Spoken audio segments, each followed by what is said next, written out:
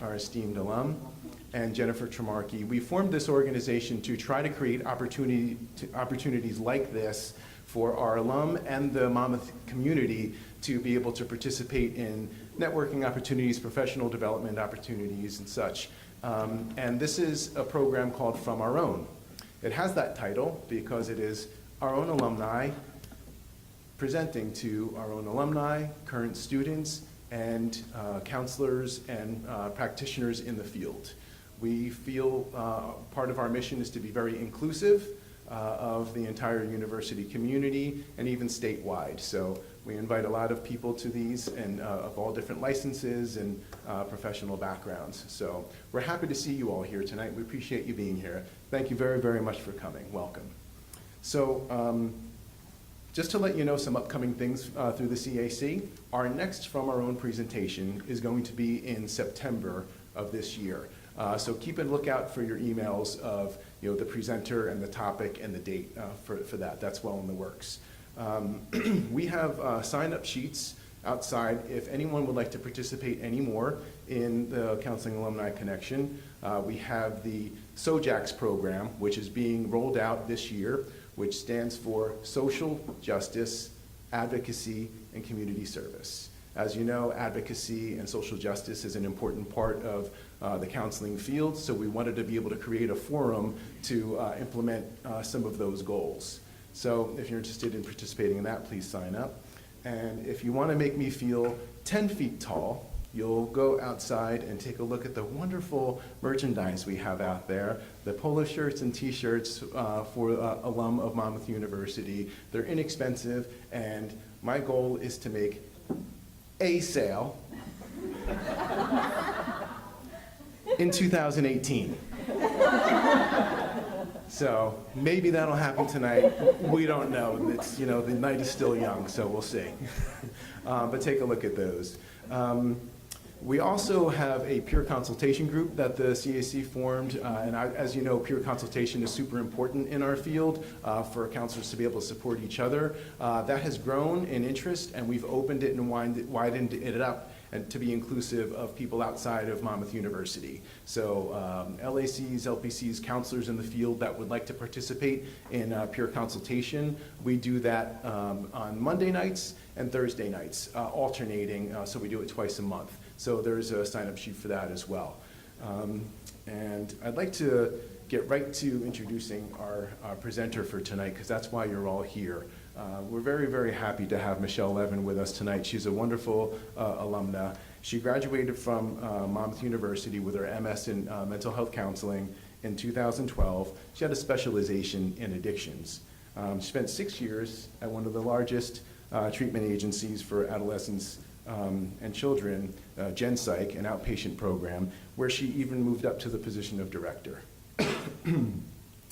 In the last 6 years, she's also been able to open up her own private practice, True Triumph Counseling, and then she went back for intensive training in family therapy at Ackerman Institute of Family Therapy in New York City. It took a lot of time and dedication on her part to get that extra training, which I think really informs her expertise for the topic that she's going to present tonight. Just this year, Michele merged her private practice with her fiance and her dog, which you're going to see a picture of. She's a co-owner now with her fiance of Blueprint Mental Health, which is located up in Somerville.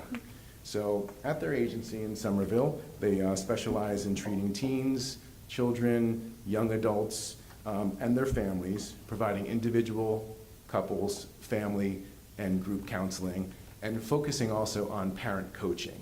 So those are some of the topics that Michele is going to cover in her presentation tonight. So without further ado, here to present on Generation Z, counseling Generation Z and their families, please give a warm welcome to Michele Levin.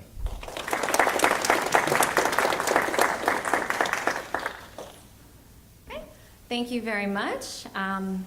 It's nice to see some familiar faces that I haven't seen in years, and obviously great to be back at Monmouth.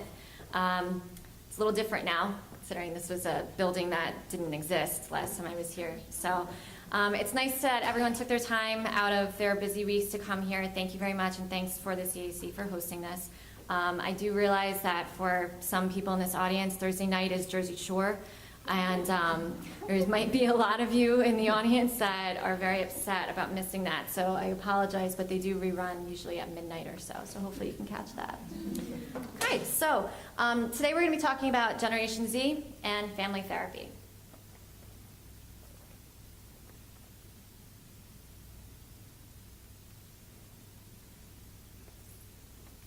Select the button on the side, on the left of it, Michelle.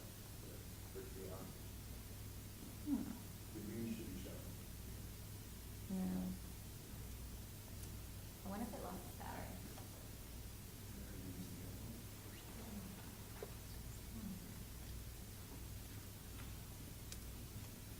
That's all right.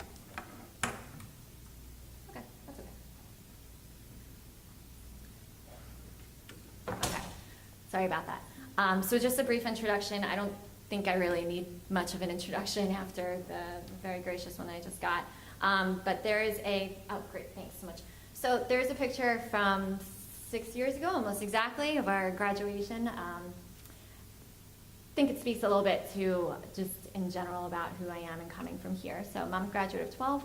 I actually don't need to go over any of this because we already did. So I'm going to skip over this whole slide. Sorry, Erica. Blueprint Mental Health, that's the infamous Toby. He is a 3-year-old as of July 15th. So he is a preteen going into his adolescence. And Toby is our therapy dog in perpetual training.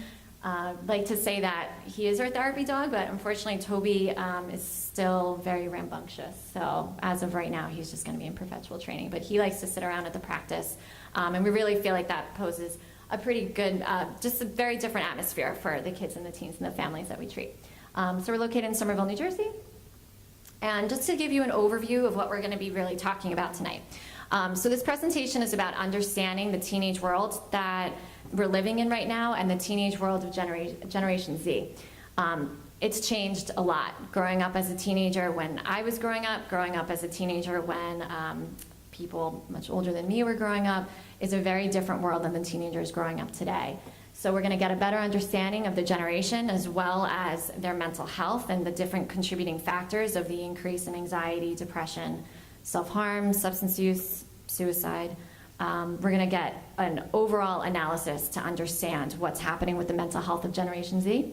We're also going to really take an overall look at family dynamics, that they are cyclical, which means that dynamics happen in cycles and not just linear, meaning it's not from point A to point B, but it's more looking at overall the dynamics at play in families.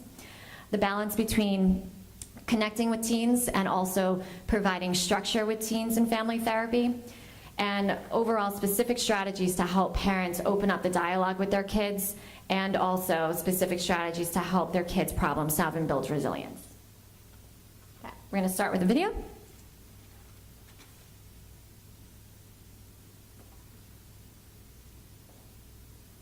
What is up, friends? It's Maddie, and as many people are, I was born in the year 2002, which makes me part...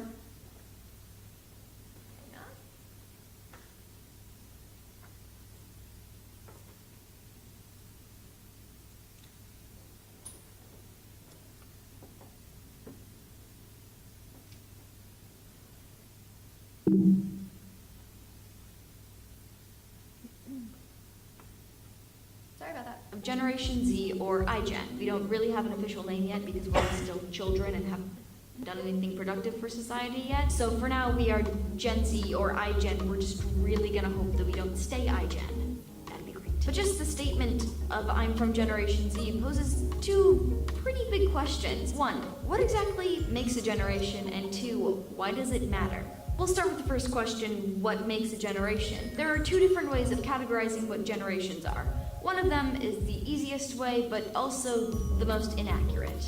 It's where every 20 years you start a new generation. Generation Z is born between the years 2000 to 2019. And millennials were born between 1980 and 1999. Gen X was 1960 to 1979, and then boomers was 1940 to 1959. Now those are very large spans of history where a lot of stuff happened. A lot can happen in 20 years, and a lot can change from one person born in 1940 to one born in 1959. So there is a research center called the Center for Generational Kinetics, and they determined a different way to define generations based on historical events. For example, if you are too young to remember the Berlin Wall but old enough to remember 9/11, then you are a millennial. We don't really have a concrete idea of what historical event is going to define Generation Z, but it will probably have something to do with the internet. Generations are defined by a certain mindset that comes out of an area of history, and if you can pinpoint an event that has changed the thinking of so many people, you can pinpoint when a generation starts. So if you were 6 years old when 9/11 happened and you remember it,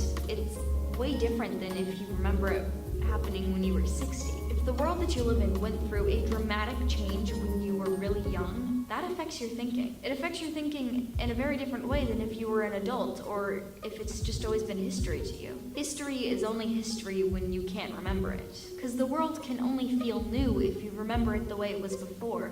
And if that happens when you're a kid, it can affect the mindset of you and your entire generation. Now, Gen Z doesn't have a specific event that defines us yet, but there are a lot of differences between the world 20 years ago and the world now.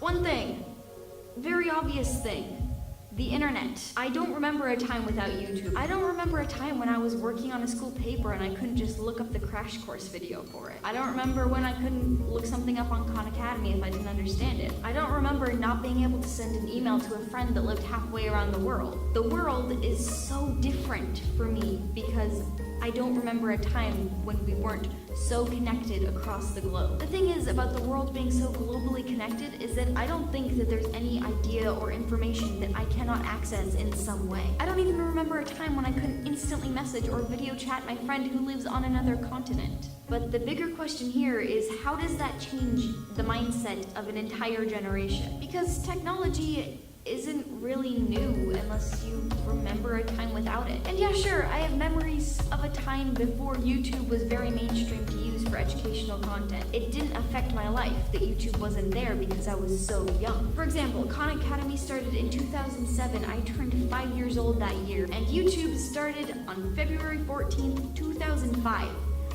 I was 2 years old, so for me and anyone else who's part of Gen Z, this sort of stuff has always existed. This sort of global connectivity and access to any information has always existed. I'm actually chatting right now with one of my friends who lives on another continent, which is insane and incredible because I can talk to him anytime I want to. In fact, I could video chat him right now if I wanted to, but I'm not going to do that because time difference and he's in school right now. I'm not going to get him in trouble. Let's not do that. There are incredible positive effects to always having access to information, such as literacy rates. Those are like way higher than they ever have been. And if you talk to any teenager, they know that they can pretty much learn anything from YouTube. Psychologists have done quite a few studies on Gen Zers just because we're like a really fascinating group of people.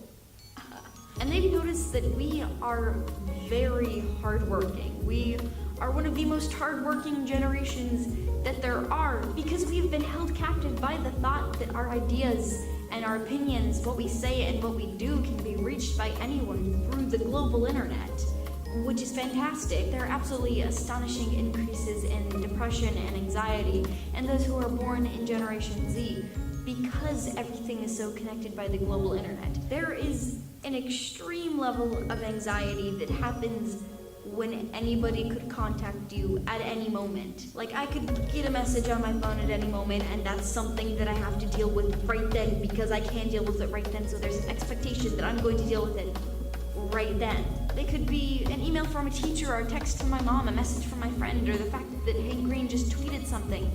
That is all constant stimulation that I'm having to deal with, which is entirely anxiety-producing because there is never a time when I get to stop. If I decide to put my phone in another room or shut it off, there is a very high probability that I will miss something very important. Me and kids my age have never, ever had a break from the constant stimulation of just being always connected to people even when there's nobody around. There's also the general awareness of news that is happening. I can look up what is happening in almost any country in the world right now, and sometimes I get notifications about it, and just having the awareness of how much the world sucks, like all the time, sucks. It's a very depressing thought. It's a very anxiety-producing thought. And that is part of the reason why mental health is so horrible in Generation Z. The average high school student today is under the same amount of stress as the average psychiatric patient in the 50s. And now we can finally get on to the second question. Why does this matter?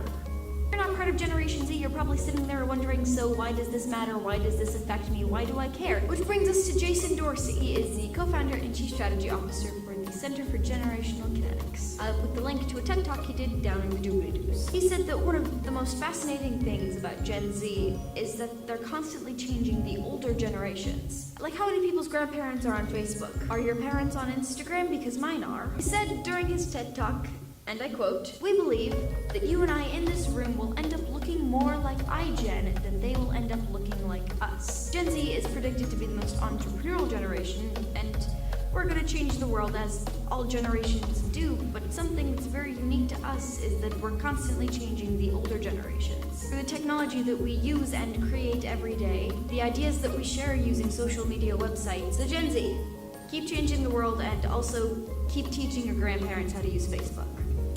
Because at this point, those two things are basically the same. I hope you enjoyed this video, and if you did, be sure to click that like button. Also, you may know me from my other channel, Three Ginger Sisters. I am also making content over here now, so if you're new, be sure to click that subscribe button. Are you Gen Z? Are you not? Leave a comment down below.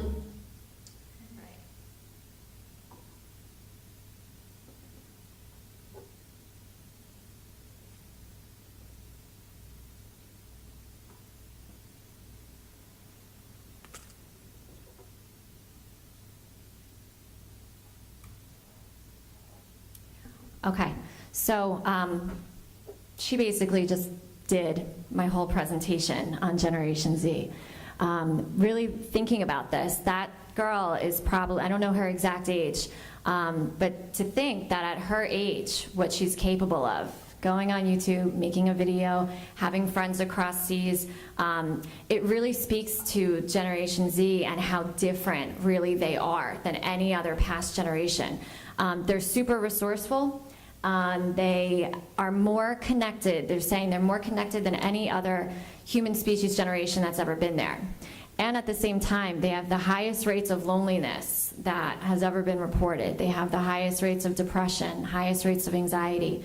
So this presentation is going to give an overall better understanding of the world that they live in, because as clinicians, we do need to really understand the context if we're treating teens. And even if you're not treating teens and you're treating parents, parents have teens. So even if you're not actually treating teens, you're still treating teens through working with their parents and working with adults. So it's really our job to have a better understanding of really the context of the generation, what the world is that they're living in, and helping our families to understand really what the needs are of this generation. So one of the 16-year-olds that I worked with relatively recently, just out of nowhere, came in and was like, hey, tell me some good stuff, what's going on? She said absolutely nothing, and then went into that she started thinking about the fact that she has a 504 plan because she can go to school late because she's tired. And now she's 16, and she was really questioning this. Super intelligent girl. And she's questioning this, and she's like, wait a second, like, do I really need this? Do I really need to actually be allowed to go to school late? And she said that she was driving home in a friend's car, and the parent actually had said, we're like, you guys are like strawberries. You look nice, but you bruise really easily. And she was really focused on that and thinking about that and thinking about what that meant to her.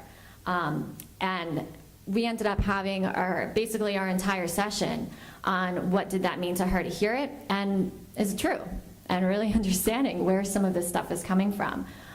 So looking at what's going on with the mental health of Generation Z, Toto, I don't think we're in Kansas anymore, because we're not. When it comes to these teens, the children that are growing up, the world that they're in, it is not what we were used to. So overall, a lot of this presentation is meant to really look at understanding the needs of our teens and the families, and how the needs have stayed the same, but that changes in the world around us have really ended up that a lot of the kids and the families really aren't getting their needs met. So we're going to look at this through 4 different lenses. The first one is looking at technology and the impact of technology and how it's changed kids' social development and how it's also changed their brain development. We're going to look at the parents' world today and how the adults growing up right now, whether they're young adults, older adults, grandparents raising their grandkids. As a parent today, the world is very different. So it's scarier to raise this child in when you know that you have all these increased rates in mental health and there's all this different information out there between tough love and then also, we hear about helicopter parents and things like that. Not really a fan of the name, but there's reasons of why names come to play, right? And we're going to look at the fact that parents right now are struggling more themselves too. So a lot of emphasis has been on mental health affecting teens and what's happening with our kids today, but really looking at adults and the increased rates of their own depression, their own anxiety, and how the world around all of us right now is impacting parents. And naturally, as we know, being clinicians, that when parents are impacted, kids are impacted as well. Kids absorb that. So we're going to take a look at that. We're also going to look at the changes in family life and how that's changed from pretty long time ago to now. Actually, not even that long ago, probably about 5 or 10 years ago to now. And how the ability to monitor really what your kid is up to has changed. And we're going to look at society's message because as a society, we have had a lot of really good intentions to not want our kids to feel sad. It's a good thing, right? We don't want kids feeling sad or seeing somebody crying. But we've also overcompensated now.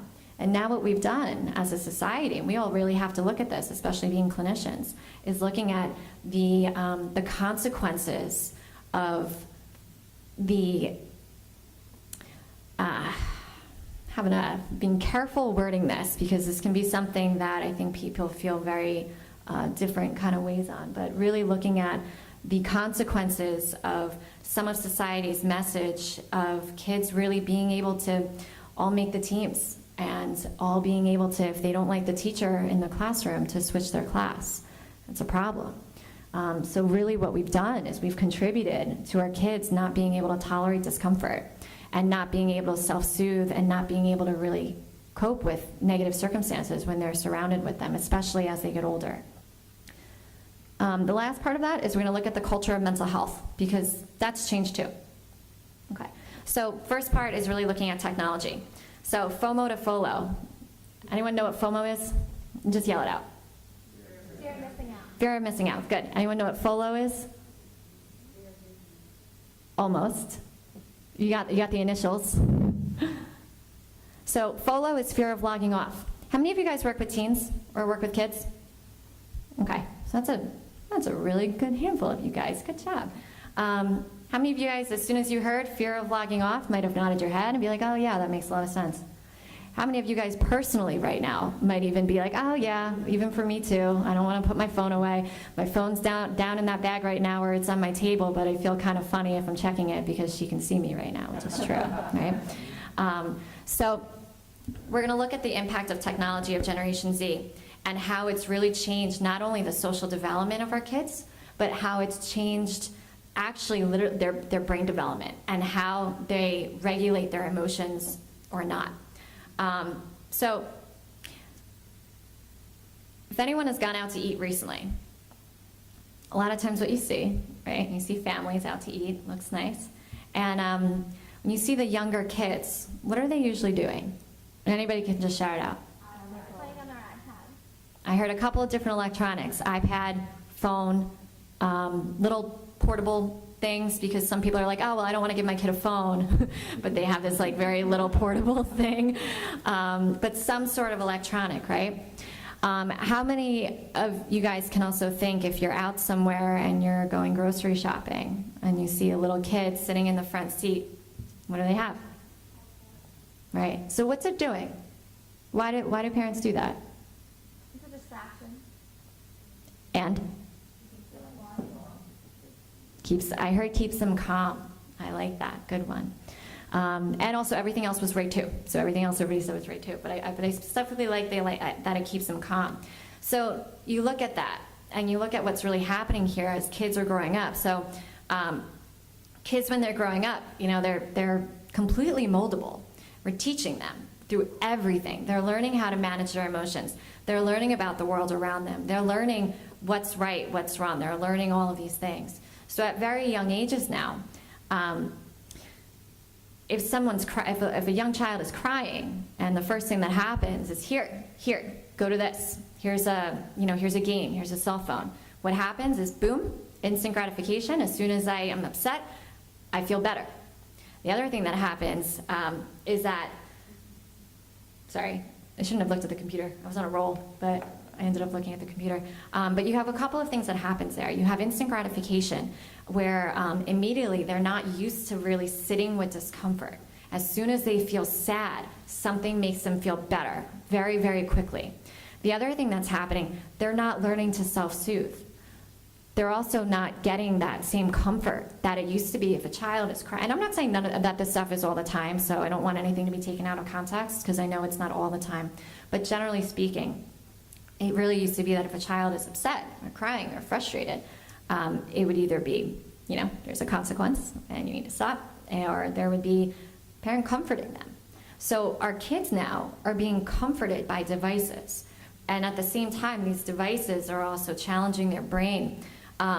They're learning not to tolerate discomfort. They're learning not to sit with negative emotions. They're learning instant gratification to immediately feel better. So that's looking at how it's conditioning the brain, constant stimulation, instant gratification. So the other thing with constant stimulation, you think about the idea of multitasking.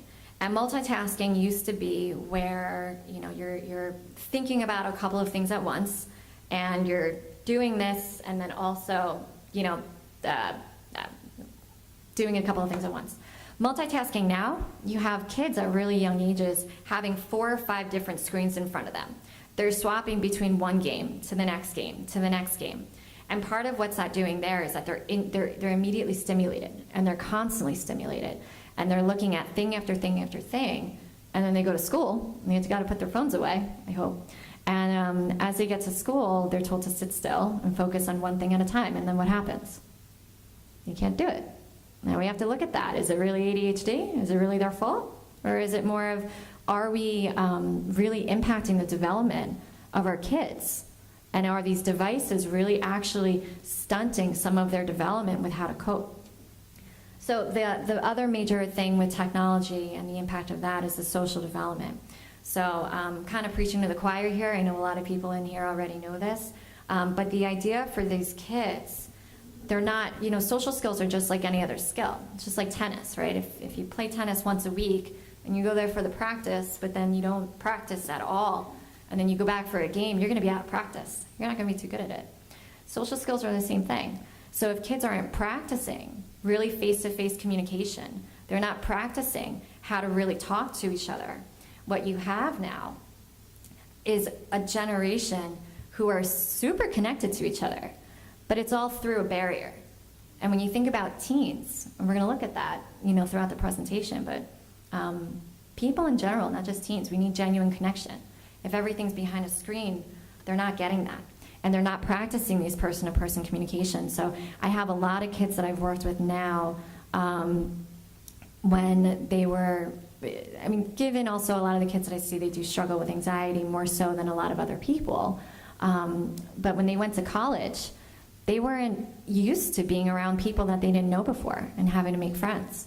So a lot of what's happening now with the cell phones and with Snapchatting and with Instagram and with every other possible thing out there is that the social development of our kids are not being learned at young ages, which makes it a lot more difficult to connect at older ages. The last part of technology is just looking at the influx of information at young ages to anything and anyone. So you want to find out anything. Generation Z is incredibly, incredibly resourceful. You can probably put on all these different parent controls, and they're going to find a way to block that parent control because they know more than you do. So they can, they're exposed to violence. They're exposed. I remember a time that I think The Simpsons was considered controversial. Anybody else remember that? Mm-hmm. So Simpsons was controversial. Meanwhile, we have young kids watching, playing the World of Warcraft and all of this kind of stuff, right? So they're exposed to anything by anybody. They can YouTube anything. So now you have kids also at very young ages being able to go online and being able to look up, how do I self-harm? How do I commit suicide? How do I find out these things? They can find out anything.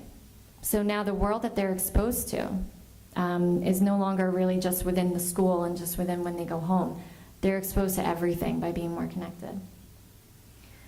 So now we're going to look at the parents of Generation Z, what's going on with our adults. So scarier place for them and for their kids. First round of parents that are post 9/11. It's also the first round of parents that are raising kids in the age of school shootings. It's also the first round of parents raising kids in the era today with a rise in depression, anxiety, self-harm, suicide, substance abuse. There's a lot more that parents are now exposed to that they're worried about their kids and don't really know what to do. And we spend a lot of time as a society talking about technology impacting teens, but we also have to really look at the technology impact on adults. So adults, 24/7, they're at work, right? How many of you guys right now are thinking, have your work email accessible right now? Literally, show of hands. Okay, so all of you guys right now are in some way accessible at work, right? So think about that for kids. And kids always knowing that mom and dad are always at work. Even if they're not at work, they might be physically here, but they're half here, right? And parents, I run a parent group right now it's about to start up in July. But in my parent group, a lot of really what parents talk about are exactly the same things that kids are saying. They're saying they don't want to go on Facebook because they're concerned about, they don't want to see what everybody else is doing. They don't want to see everyone else's lives going really well. They don't want to see, everyone else's kids doing well. They're constantly comparing, but they're saying the same things that kids are in group. So that's important to look at. And if anyone was in any of Dr. Jodry's classes, you know about the so what factor, right? So what does all this mean? So what? Well, it means that for adults too, there's a rise of depression, anxiety, substance use among the parents of Generation Z. And all of this is what our kids are exposed to. So family life then and now. Think about how this has changed.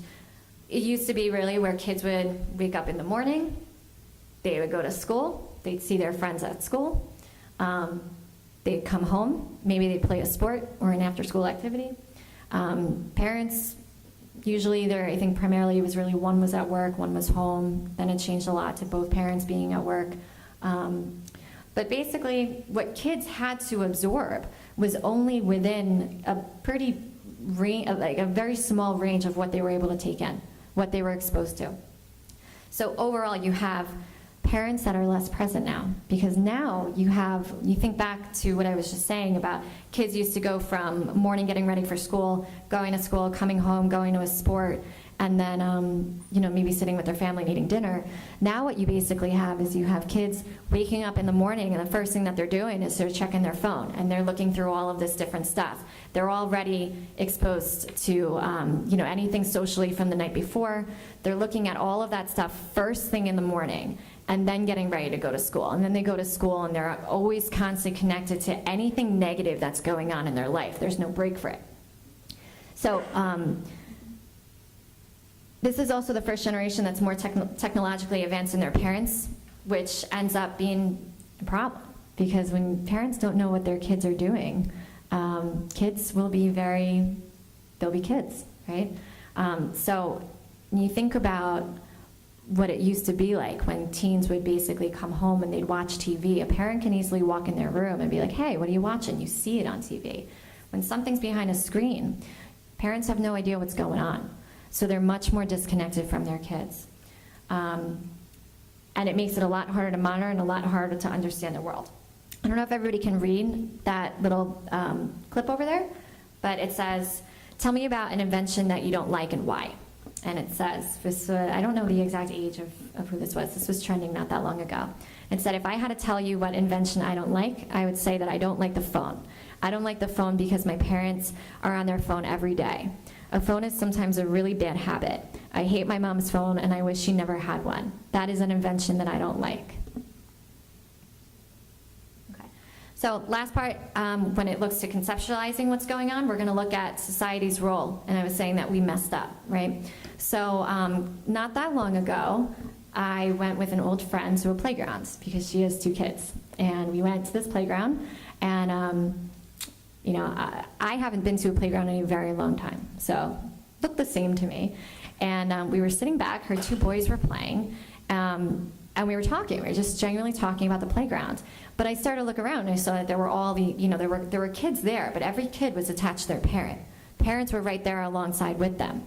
And my friend was actually telling me how she's saying, she's like, I feel like I get shamed a lot. And we all know about mom shame, right? Right? So she was saying that she lets her kids play, and if they fall down, she doesn't run right over to them. She waits, and then usually they pick themselves up, right? Or if somebody else, if another child knocks them over or gets in their way, she doesn't run over and intervene. But she's had numerous times where other parents have come up to her and said something about it. And we're sitting there, and guess exactly what happened? One of her boys fell, and he quickly got up, and he's like, I'm okay, and he ran away. It was really cute, actually. I was like, yeah, I could have one of those. It was cute. But we think about how society has changed, and just that example of the playground, kids used to play with each other, they'd fall down, it was normal, they'd get up, they'd keep playing with each other. They'd actually even go back to the same playground. That's what used to happen. So now, that's not happening anymore. You have parents that are right next to their kids. Anyone remember the definition of autonomy? Any current graduate students right now? You guys are on the spot. What's autonomy? Come on, guys. NCE. I might feel a certain way right now. No one knows what autonomy is, or no one wants to say?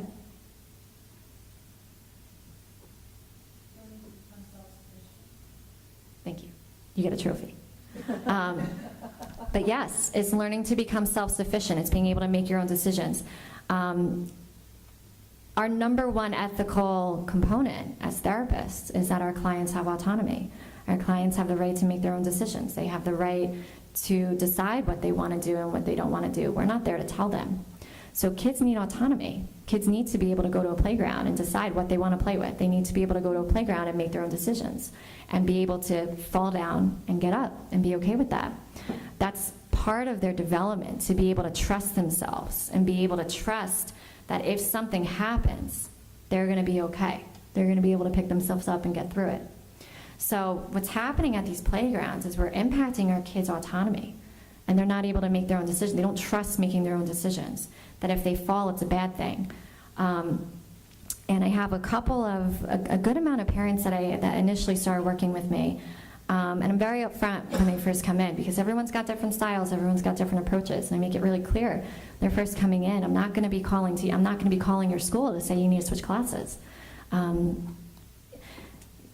You will learn a much more valuable lesson being in a classroom with a teacher that you don't like than you will, actually learning the math in the classroom. So really looking at what's happening in the society and the messages that we're sending to our kids, and where some of this mental health component, where this anxiety is coming from. So with that, we've contributed to our kids avoiding and being scared of problems. And then as a result of this, as well as our technology, not tolerating discomfort. Okay, so little video, little clip, not a clip, picture, 1969. You see parents looking at their kids and saying, explain these bad grades. And you see today, you see parents, their kid, really proud of their parents, and a terrified teacher. Now maybe you guys look at this picture on the second hand and you're like, yep, that's exactly what's happening in schools today. Yeah. How many of you guys are glad you didn't go into the teaching profession? So, along with society's message, culture and mental health is changing, for better or for worse. So there's good stuff here. Of course, we need awareness of mental health, and we need awareness of depression, we need awareness of anxiety, because that's how things change. Now, when you bring awareness to things, what else ends up happening? Mental health people, come on guys. What else ends up happening? So you get a contagion effect, right? It used to be that if you had a family history of suicide, that was a risk factor for that person because it was it was an option. They heard about it, it was in their mind. That's why family history was an option, was a red flag for suicide risk. It still is. And our kids are now exposed to it all over the place. So you might not be able to see these, but first one on your left shows Lisa Simpson, me listening to depressive music to cry on purpose. 9,000 likes. Probably me being one of them because I thought it was funny. Second one, list of things I'm handling well currently. A blank list, absolutely nothing. I found these somewhere, so clearly, I was looking at them too. But let's look at the third one. Walking into work like I want to die. You got 18,556 likes. And that was pretty quick, right? So these are what our kids are now also very exposed to. There's a lot of good stuff about normalizing mental health, and at the same time, comes along with some romanticizing sometimes, and some glorifying sometimes too. Anyone who works with teens feel like you experience this a little bit? Mm-hmm. So how do they distinguish, right? Oop. Just kidding. Okay, so we spent a lot of time talking about what has changed, but now we're going to really look at what hasn't changed and how this plays a role. So their biology hasn't changed. Evolution has not kept up. The idea of evolution is that you develop along with the world around you. Your biology changes based off what the environment is. With technology, biology hasn't changed, but the world around them has. So young kids now, depending on the amount of technology that they're around, their brain development has actually not evolved with the world around them. So their brains are actually not developing in the same way that they used to. They're actually being, the prefrontal cortex and the cortex, which are all responsible for decision making and judgment and insight, are not developing the same anymore. And part of it is that they are not really practicing it. They're not really using their judgment as much anymore. They're not usually really using their insight anymore. So evolution is happening, but it's happening in reverse, right? So our kids now are super resourceful, and they can find anything that they want on YouTube. When it comes to insight, or when it comes to social connections, or when it comes to what to do when you're faced with a negative circumstance, how to cope with it, not so much. It's actually getting reversed now. They're more prone with instant gratification at very young ages. They're actually more prone to anxiety. They're more prone to depression. They're more prone to substance use, for sure, for sure. You have a generation now who really is in a lot of pain. They're not learning their social skills. They're not getting those close connections that they really need. And what helps with that? Substances, right? So we're also growing up they're also growing up in an opiate epidemic, which is a whole other presentation. But all of these things combined kind of makes sense why parents are scared, right? So the other thing that hasn't changed, not only their biology, but their needs. So not only their needs, but the needs of the family. So kids will always need their parents' presence and involvement. They're going to need meaningful connections and friendships. Erik Erikson, the stage of development of adolescence, anyone know what it is? Identity formation? Yes. Did you know that, or did you look at the slide? No, I didn't get the slide. That's their task at that stage, is to identity, formation, because, or else that's the crisis. So the crisis really in identity versus role confusion is exactly, good job, A+. It's exactly that their job is to figure out who they are through their identity and through connections. So now they don't have these meaningful connections. And what happens what happens in identity versus role confusion if you don't really figure it out? Sometimes they say you get stuck, right? You get stuck and might not develop into the next stage. That's a problem. They're also, what they need is that they need to be able to cope with negative emotions and negative circumstances. That's a need of life. So at young ages, or even when they're in high school, if they're not really having to face these things, they're really not getting what they need. They're not learning how to cope with negative emotions. They're not learning how to cope with negative circumstances. They're not learning how to cope with conflict. If you work with teens now, when they have a problem, they block the other person. Just block them. Done. Stop following them. And that's really what they do. So when they're in relationships, and relationships are a huge need of life, right? So we live in a relational world. The world around us is always based off of our relationships. We know we can have everything in the world, but if your relationships aren't meaningful to you, you're not happy. You're lonely. Loneliness is the #1 risk factor for physical health problems, #1 risk factor for depression. We're humans. We're meant to be social. We're not meant to be isolated on our own. Our teens are really reporting the highest level of loneliness that they've ever reported. That's a problem. And the last part is that what also hasn't changed, they need to be around people. They need to interact with people. Anyone here work with kids who have a hard time going to school?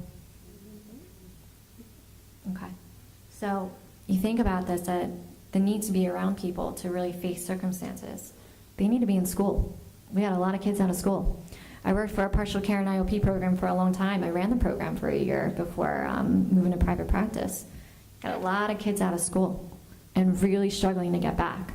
So we know the longer you're out of school, the harder it is to get back, right? But part of what's happening is they're not practicing these social skills, they're not learning how to tolerate negative emotions, but the world around them, they still got to do the same things, and it's not happening. Okay, so put all this together. Now that I've scared the life out of anyone in here who has kids or is having kids, put all this together, our needs of our teens and our families are not being met.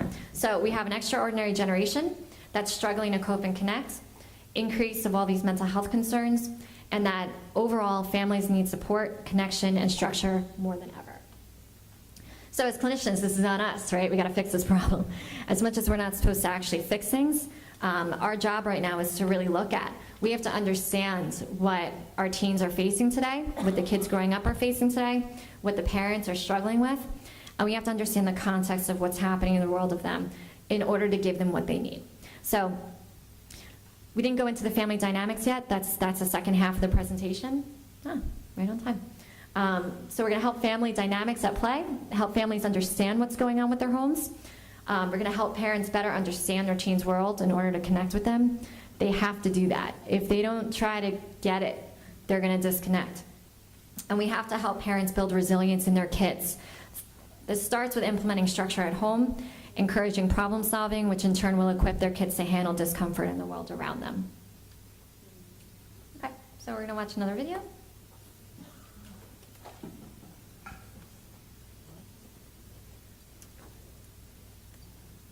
I was recently in a vehicle accident, and USAA has resources It's an ad available first, on your sorry. smartphone. They had a button where you can do everything online. I was able to submit my claim before I even left the scene. It was so easy. This is not the video, it's an ad. So, as it turns out, the green trash can is non-recycling. How did I do this last time?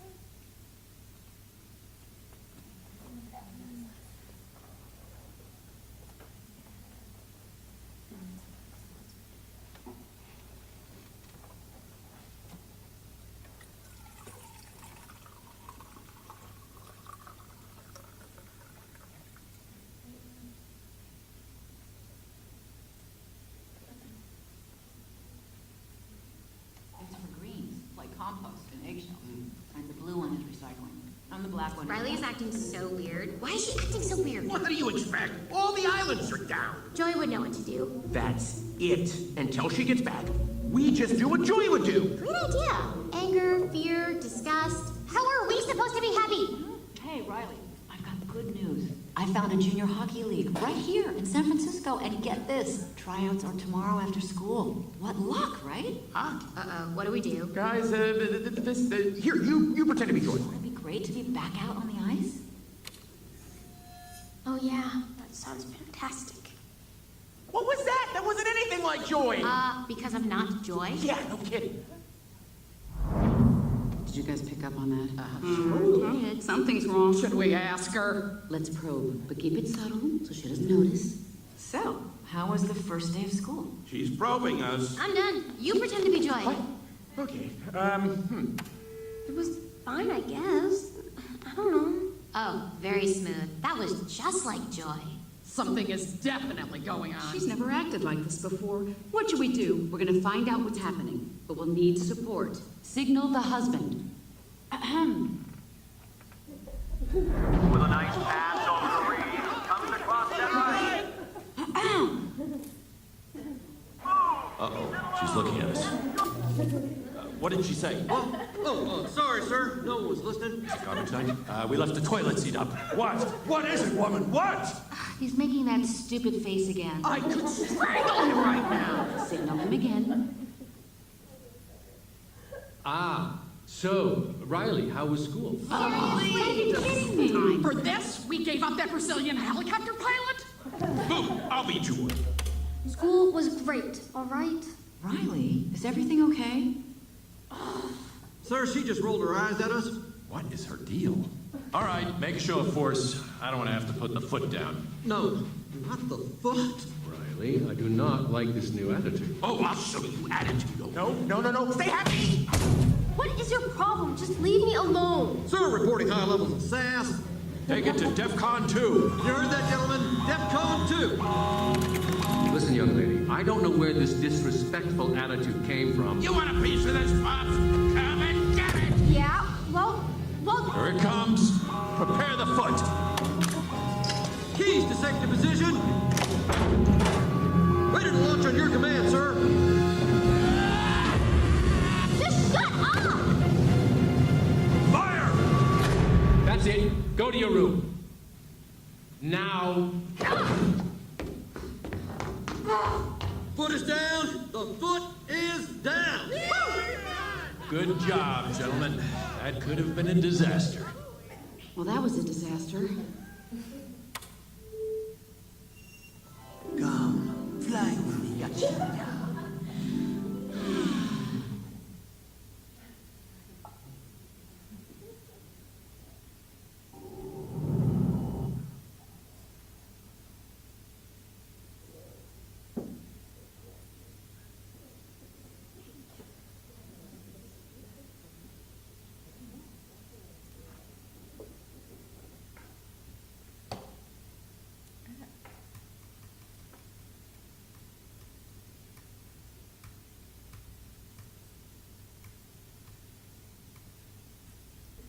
Okay. So that's Inside Out. I highly, highly recommend that movie. I also highly encourage to recommend to your families to watch that movie. How many of you guys have seen it, start to finish? Wow. All right. Nice job. Nice job. That movie's incredible, and as we know, it really, just that scene alone, it just speaks to a little bit more of really looking at now diving into family dynamics. So that first quote up there says, what's really going on? That's the first most important question to be asking yourself when you're treating families. I know a lot of you guys said that you work with kids and teens. How many of you guys work with families and do real family therapy? Okay, handful. So I use the example, it's never just about the bathing suit. For some reason, especially right now, I have 4 of my teenage girls that just had massive blow up with their parents about a bathing suit. Part of it is that, I mean, I won't get into it, but a lot of them really want some specific bathing suits, and bathing suits now are really expensive. So you can go to, a mall and go to Aerie and go to, stores there and you buy regular bathing suits. All the teens that I work with, they don't want those. They want the bathing suits that are like $150, and you have to order it from this random website, and it's all the same website. So wherever that website is, making a lot of money right now, teens. But I use the example, it's never just about the bathing suit, because it's an example of when the fight is at hand or when there's conflict at hand, very rarely is it actually about what it's about. Sure, you're arguing about something, or there's something at play, but normally dynamics don't work like that. Family dynamics usually have the same sort of conflict or way of handling a disagreement, way of handling the word no, way of handling anything, regardless of what it's about. So even think for yourselves right now. And think about, when you get into an argument with your significant other, or mind you, with your family of origin, right? When you think about some of that stuff, regardless of what it's about, it's usually very similar to each other.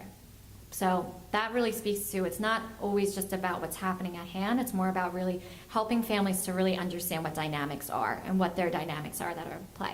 So dynamics are a learned behavior driven by past experiences and anticipated reactions in response to the other person. So you look at examples of that, that's something like, she'll probably say no. They always say no. He never listens to me. Those are all things that come up in dynamics. So the idea really of understanding these and really understanding what dynamics are is understanding that they're cyclical and that they're formed in cycles. So we're going to take a better look at that. We're going to first start with a little case study, and then we're going to bring this case study into understanding really the treatment of family dynamics and helping parents understand their teens. So Jade, she's a 14-year-old female. Mom is Caucasian, Japanese, father is African American. She's a 10-year-old sister. The 10-year-old sister, she incredibly outgoing, doing really well at school, super social. So Jade came into the partial care program, so this was I treated them about a year and a half ago, 2 years ago. Jade came into the partial care program following an inpatient hospitalization where she was admitted for a suicide attempt. At the time, parents were shocked, completely devastated. And I first met the parents when they were in my parent group. So at the old program that I worked at Gen Psych, I ran the weekly parent group every Thursday night. And I remember I started the group, and we went around, we were doing check-in, and then this couple walks in that I've never seen before. They were new, and they sat down, got to them. Mom was crying, and Dad basically, he was really cool. He actually looked like a football player when he first walked in. And sat down, and he goes, I have to unlearn everything. My daughter just tried to kill herself. I carried her into the ER with, I don't need to go into details, but it was horrific. She's okay. The main thing is that she's fine. Well, she's okay. She's not fine. Father actually had to carry his 14-year-old daughter into the emergency room, not sure whether or not she was going to make it. So by the time I met them, and by the time that they were in this group, they were really like, whatever we were doing, we obviously have to be open to therapy, and we have to be open to counseling. Prior to this, they weren't at all. So Jade, she's artsy. She plays ukulele, super intelligent, really quiet. When I first met her, I almost questioned if she was able to speak, and I'm actually serious. Very, very quiet, guarded, really uncomfortable, a lot of anxiety. In a group setting, if any of you guys have ever worked in group settings like partial care, you have kids with a lot of anxiety, it is like throwing them into the wild horses, because you have a lot of other kids who have been there for a while and are super comfortable with each other, and there's a lot of them in a smaller space and a lot of energy. So really, really hard for her when she first got there. Jay was hiding a relationship with a very close female friend who also struggles with depression, anxiety, and self-harm. School was very concerned about the dynamics of the relationship. And following the hospital, parents forbid all communication with this friend.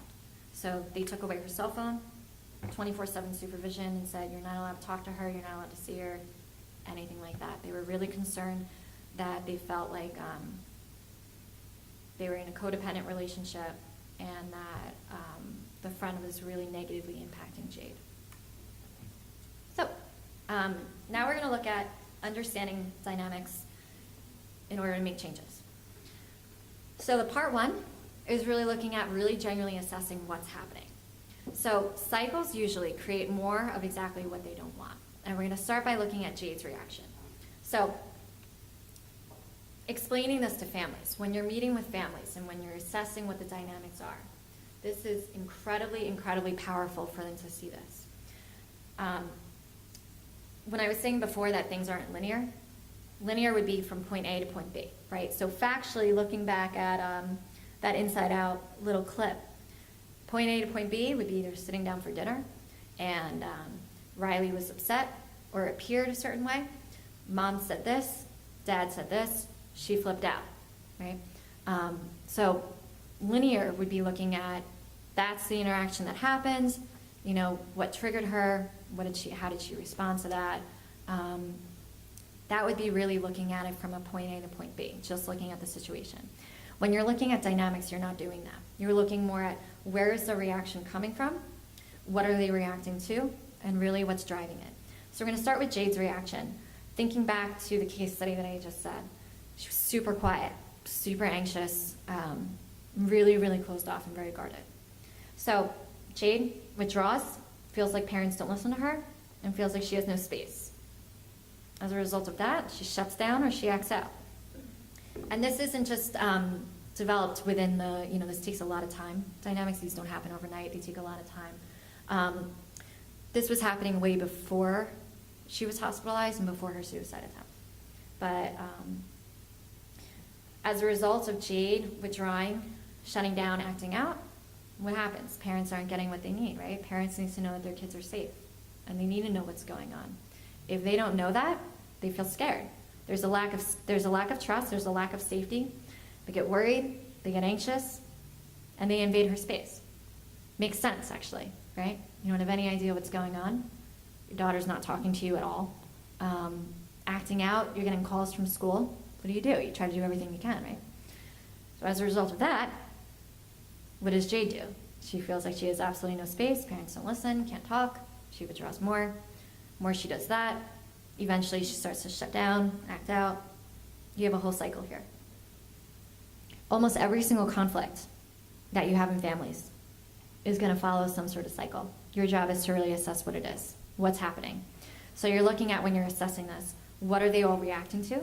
What's driving the responses? So stay away from point A and point B. You have to do that sometimes because, there are things that they're arguing about, so figuring that out. I'm not saying completely to ignore that. But really, in order to make changes and not just stop conflict, because stopping conflict is conflict resolution skills, right? And looking at what happened, and let's figure out what the trigger was, how do we respond. But if you really want to make changes with connecting, you have to really help the families really see these dynamics at play. And what's really interesting, actually, is families, things that look super obvious when we're kind of sitting on the other side, they often really don't see it. And then they hear it the first time, and they're like, oh my God, I had no idea I'm part of this. I had no idea. And a huge part of this when you're with families is emphasizing it's no one's fault. A cycle is not a fault. There's no start, there's no finish. This is just what's happening. And really removing the blame, because everything here makes sense. Jay's reaction makes sense. Teenagers need space. They also need to feel listened to. So if they're not getting that, she's going to stop talking, and then she's going to withdraw. And her parents' reactions make a lot of sense too. 14-year-old, stop talking. Going in a room, not coming out, getting calls from school. Makes sense. So your next part is looking at, again, what is everyone's role, and shifting reactions in order to shift responses. So people start reacting to each other differently. People start responding to each other differently. Okay. So one of the main things to really be really aware of with family dynamics is, just like people and individuals, just like we all have our own coping skills, when stuff gets hard, what do?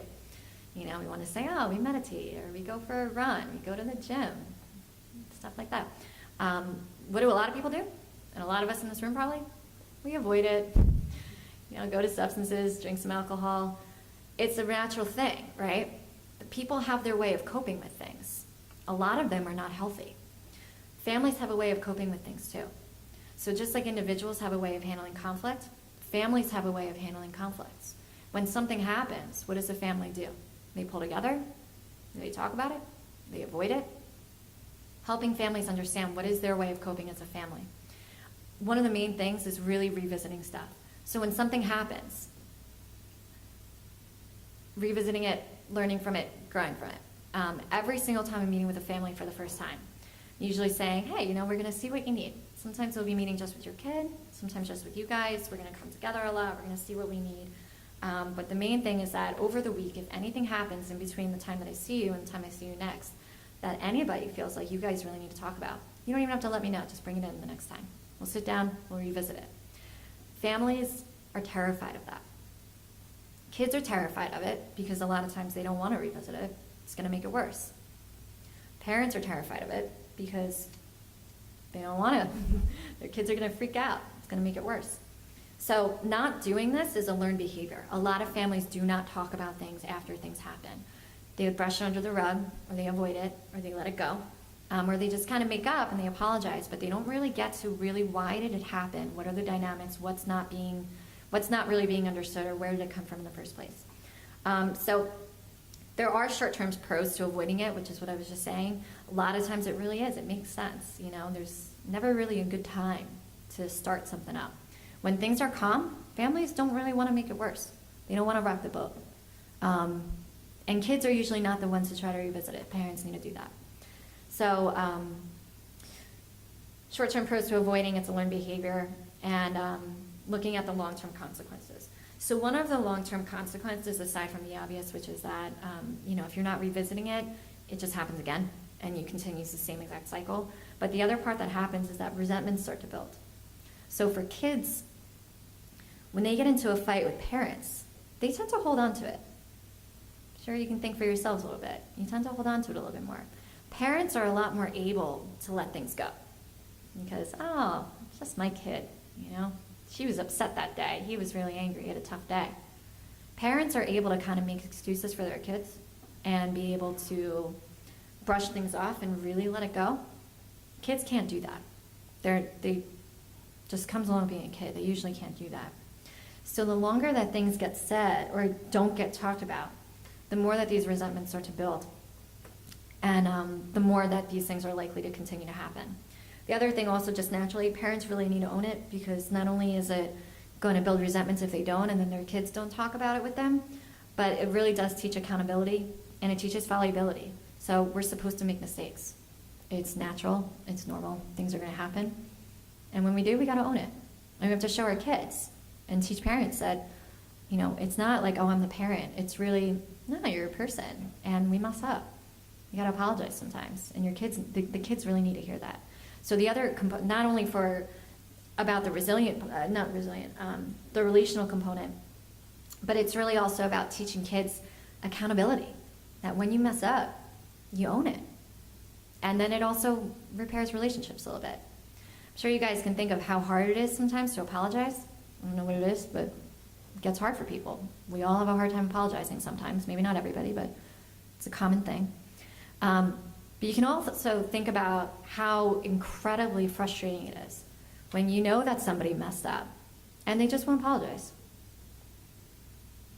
Everyone think about that? Doesn't feel good. So, hard to do, incredibly crucial in relationships. So, when you're working with families, goal is not for things not to happen. Things are going to happen. Conflicts are going to happen. They're supposed to. You know, we're human. But the goal is that afterwards, when they do, to revisit it, and not that everything's going to be butterflies and rainbows afterwards, but can you revisit it, talk about it, and everybody walks away feeling a little bit better. Not great, but better. Do you feel better after you talk about things? Normally what tends to happen is that when that's not happening, people don't do it. Okay, so revisiting, another Joji quote on there, strike when the iron is cold. Timing is everything. Timing is incredibly, incredibly important. Just like we teach teens, you know, when their parents get home from work and they're stressed and they're mad and they're saying what a bad day they had and how tired they are, probably not the time to ask for money, right? Just not the right timing. You know what a good time is? When they get home from work and they had a great day and they want to make you happy, that's a good time. So same thing with conflict and for revisiting things. If you think about a fire, as soon as that fire goes out, it's very likely to catch on fire again. At the same time, if it goes too long, it's completely out. So you got to be really careful about this and help. The main idea really is that emotions have cooled down. They're still likely to burn on fire a little bit more, but they're cooled down enough where everybody feels ready to talk about it. If in any way, whether it's a significant other or a parent and their child, if one person really, really wants to talk about it and the other person isn't ready, you're not going to get anywhere. It's just not. So the idea here is strike when the iron is cold. Once things have really cooled down, revisit it. And this formula, in your offices, when you're meeting with families, This is what you go by. The idea, you have whoever's there, whether it's all of them, 4 or 5 people, just 2 of them. I really believe when you're working with families, work with the whole family. Even if they weren't involved in the conflict, it's still good for all of them to be part of this, because even if they're not involved in a conflict, they're involved in some way, shape, or form. They hear it, they absorb it, they learn from it. And kids they worry a lot. They really do. They worry that if 2 people are stressed in the family and they're fighting with each other, even if they're not really involved, they take that in. So I really encourage having all of the kids, all of the families involved. But what you're doing is you're just very simple. Share their perspectives while the other is genuinely listening. When I say genuinely listening, I mean like really, really listening. And I know that we want to say that we know that. Our parents don't know that, and our kids don't know that either. They really need to actually be taught to just listen. Don't think about what you're going to say. Don't think about your response. Don't think about whether you agree, you don't agree. Just listen, just absorb it, with the idea to understand where the other person is coming from. That's not natural. The natural thing is when someone's talking, especially if you had a conflict with them, or especially if you had a disagreement, the natural thing is to debate everything that they're saying in your head, and why they're wrong, why you're right, why they're not listening to you, your own perspective. What happens in relationships, especially with dynamics, is that people get very polarized. They get very stuck in their own position. That if there's a disagreement, if I understand where you're coming from, that means I'm wrong. That's not true. 2 people's perspectives can both be right. It doesn't matter who's right or who's wrong. It's just where people are at. So they need to share their perspective while the other is genuinely listening, not cutting them off, and really not teaching them first. Part of this also is teaching your families first how to really be mindful, how to really understand what that means, be present.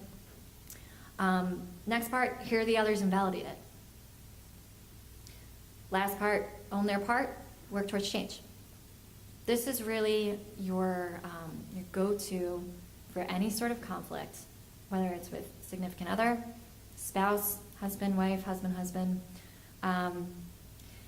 In order for connections to happen, people have to feel heard and they have to feel validated. If they don't, they're going to stop talking to you and they're going to get mad or they're going to get upset. If it's a relationship, they might break up. If you really like them, you don't want that.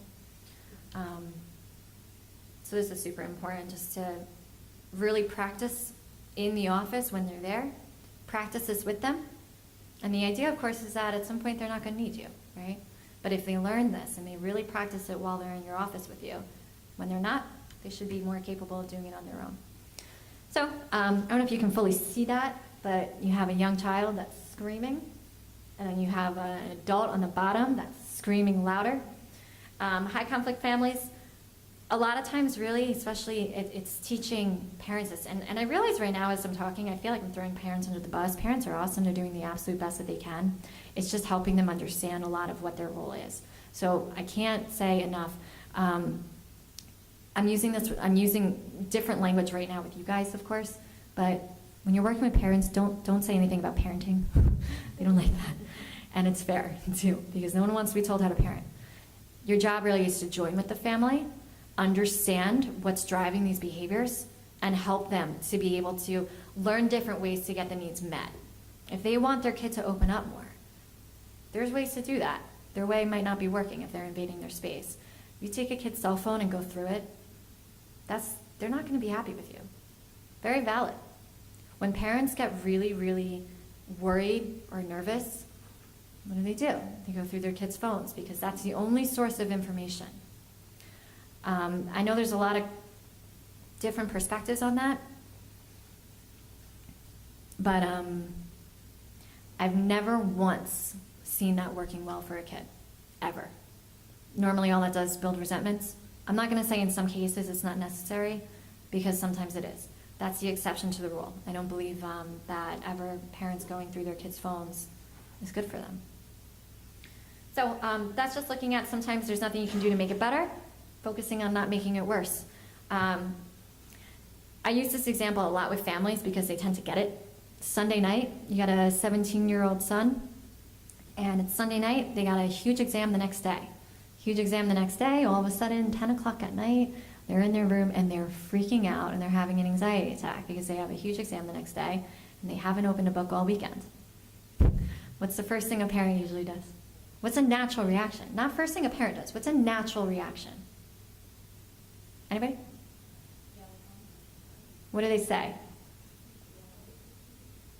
Why didn't you study earlier? You had all weekend. You were out with your friends. Your friends are more important. You make awful decisions. You have no time management. You're going to fail out of college. How are you? Your college is actually going to revoke their admission to you. If you can't do this, how are you going to go to college? What's going to happen there when you don't have me to come in your room on Sunday night and get you motivated to take your exam, right? It's a natural thing.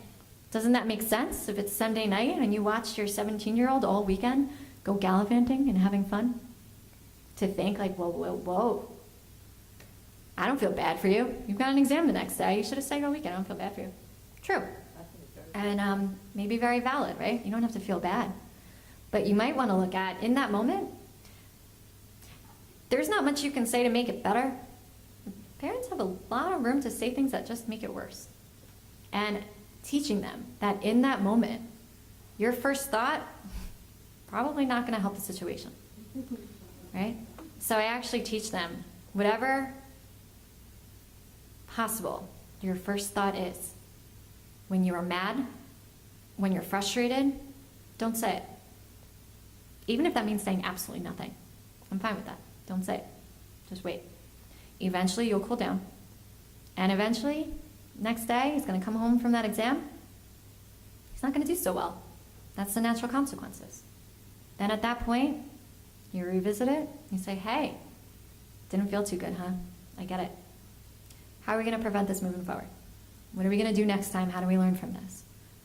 Because if you say it in that moment, Sunday night, right when they're got their exam the next day, it's not going to help them prepare anymore for the exam, and it's certainly not going to help your relationship with them.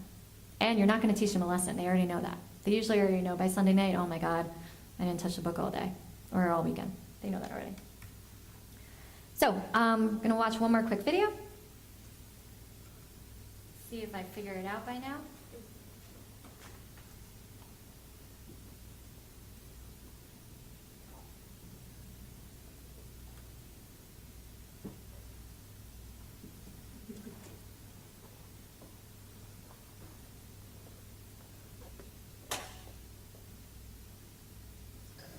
You what? I just can't stop thinking about waffles.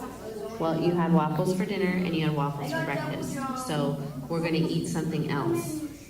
Oh, I can't stop. Why can't I just stop dreaming about waffles? I don't know.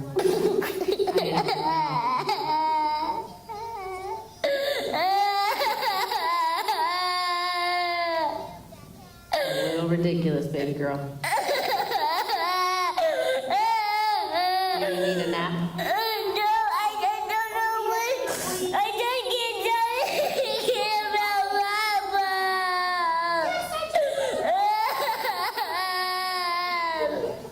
What's the loss? All right. Has anyone seen that before? Yeah. It's cute, right? What's the problem with that? Tell me more. You said it. What's the problem with that? Mom is like criticizing her when she's in obvious distress. And then, I mean, not that the little girl knows, but putting it on YouTube to kind of like, isn't that funny? That's so funny. I mean, it is funny, but. It can be both. It can be both. First started watching it, that first second, I'm like, oh my gosh, she's so cute, what's wrong? And then I started watching, I'm like, whoa, I'm going to use this for my presentation. This is a great example of being very invalidating, right? So, young girl, oh, she's cute, and wherever those parents are, I'm sure that this video circulated a lot, and it might have worked for them, and always not judging parents, right? So maybe this was the one time that this happened. You never really know, right? But the idea really in working with kids and teens, and especially with families and parents, is teaching them about validation. Validation does not mean that you agree. You don't have to agree. You don't have to feel that you agree with why your child is feeling that way. Doesn't matter. Experience is their experience, and their emotions are real. So even though at her age, you know, the person in the scene was like, "Oh, a little ridiculous, baby girl." So for her, yeah, she was like, "You have waffles every day. There's French toast out there. There's omelets. There's all this other stuff. There's a whole world of other breakfast things. This is ridiculous." It's her first thought, right? And what happened as soon as she said that? She started crying, of course, right? So validation is the most important tool to teach parents and yourselves in all of your relationships. But it's really looking at the idea that you don't have to agree with what somebody is thinking in order to validate them. Their experiences are real. So let's say you have a 13-year-old girl, and she's 13, she comes home from school, mom's not home, dad's home. And as soon as she opens the door, she's hysterical crying. She's got like mascara all over her face that dad's like, "Since when are you wearing makeup?" First thought, right? And she's hysterical. And dad's like, "Oh my God, mom's not home. What do I do?" And he goes, "What's wrong?" And what does she say? She's like, "So-and-so broke up with me." What's dad's first thought? "I'm gonna kill him." You're 14, you're not supposed to date. Since when did you have a boyfriend? Who is this guy, right? Then he's like, "Well, how long have you been dating this guy? Who is he?" And she goes, she's crying, sobbing, and she goes, 2 days. Okay. Don't worry. There's more fish in the sea. This is why you shouldn't date guys. You know, no problem. You're going to be fine. Now what happens? What does the kid do? What's that teenage girl going to do? She's going to definitely still date guys. That's not going to stop her from dating guys. She's going to go get a rebound the next day on Instagram, right? In China. Because they're in relationships all over the place now. But she is going to shut down. She's not going to talk to her dad easily. Dad doesn't get it. Dad just completely doesn't understand. And what's dad doing? He's doing the best of intentions, honestly. He's thinking, "Oh, okay, she's 13, or however old is said, 13 or 14. She'll be fine. There's plenty of fish in the sea. She's going to be absolutely fine. No big deal." Makes sense. Dad's intention is what? To help her feel better, right? The missing, though, is the validating that she's upset. In her world, that's what she's feeling. That's what she's going through.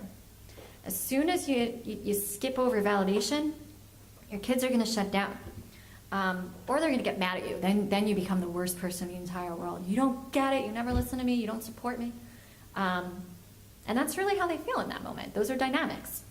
So switch that up a little bit. Same scene. Daughter comes home. She's still dripping with mascara all over the place. Dad's like, "Oh, shit, I don't know what to do." And he looks at her, and he comes in for some sessions with all of us, right? We teach him validation. Daughter comes in, and he's like, "Okay, this is a moment to validate." And he goes, "Okay, Sally, relationships are really tough. I get it. That kind of sucks right now. What do you need?" Maybe she'll talk a little bit more. She's not going to get angry. She's not going to shut... Well, she might. She might.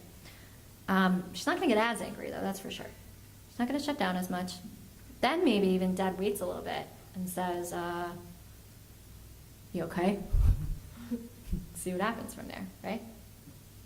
So, skipping validation equals my kid won't talk to me. Going back to Jade, when Jade's parents first came into that parent group, dad came from a very, very tough love perspective. When he was growing up, it was, you do what you gotta do. You gotta deal with it. Get over it. Things are fine. Tough love. Good intentions. It worked for him. Didn't work for Jade. And it didn't work for, well, it was working actually for the sister. That was part of it. Siblings are very different from each other. What works for one sibling really might not work for another sibling. But parents tend to go with the same sort of tools and strategies for both. And then you have one sometimes just doesn't work for. They end up sometimes just disconnected, not connecting as well with a certain parent. So Jade's situation. Father he was awesome. He's really cool, cool guy. He does radio station stuff. It's funny. But he said, we were talking about validation, and all of a sudden he's like, oh God, I know why my kid doesn't talk to me. I cut her off every single time. I tell her either she's got to deal with it, it's not that bad, you're going to be fine, suck it up. Or he tells her what to do. Best of intentions. He's really trying to help her, genuinely. And the other daughter is like a golden child who works for her. So he really needed to learn how to validate her. And then if he really, really wanted to work on the connection with his daughter, and he really wanted her to open up to him, he needed to really look at, okay, what am I doing that's really getting in the way? Most of the time, parents come in and they'll say, my kid doesn't talk to me, I have no idea why. Okay, well, what do they say? Why do they say they don't talk to you? Usually when they're mad, they'll tell you. They'll say, you never listen to me, you don't understand, you tell me what to do. Or they don't talk because they're afraid their parents are going to get mad. Or they're going to worry. Kids will really sacrifice for their parents. If they think their parents are going to worry, they're not going to tell them. So for Jade, Dad really needed to work on just not speaking. That was my first thing with him. Just don't say anything at all. Just sit, smile, listen to her, and just sit. Every now and then, maybe not long, but don't say anything. Just listen. And that was it. And I remember the day he came into that parent group, happiest I've ever seen him. And he came in, he sat down. He didn't even wait for the group to start. Felt a certain way about that. The group didn't start yet. I got another 2 minutes here. We know that, right? But came in, and he was so excited. He said, I gotta tell you, this stuff works. I went for a walk, and I didn't say anything. And as soon as she started talking, I said, oh shit. This is what Michele says, don't speak. Just don't say anything. And he's like, and all of a sudden, she started talking, and he said it was the first time in years that he had a moment with his daughter and really listened to her. And it was cool. It was really cool. I promised I wouldn't tell anybody, but he did cry a little bit. I don't think any of you guys know who he is, so that's okay. But that was pretty cool, and that was really a huge, huge deal for them. That was a really, really, they had a really challenging dynamic. Part of also what was happening is that Jade really would go to extremes. She would. She'd go into the bathroom, lock the door behind them, and she'd self-harm in there. Parents, what are they gonna do? They're gonna break down the door, right? So they really had to look at not just what's happening, not linear, but really looking at what's really going on here. What's happening that she's going in a room and locking the door and self-harming? And how did we get here? And really uncovering what some of that is happening. At whatever cost, just be aware of what of helping the teen really express what's getting in the way, because parents can't do anything if they don't know. They can't do a single thing if they don't know what their teen is thinking, if they don't know why, and a lot of times they really have no idea. They just don't know. They're trying everything they can possibly do to connect with their kid, and they have no idea why they won't talk to them. So your job, our jobs, is to really help figure it out, help figure out what the dynamics are, help figuring out with the teen, and then bring it back to the parents when they're able to really hear it and when they're able to really listen.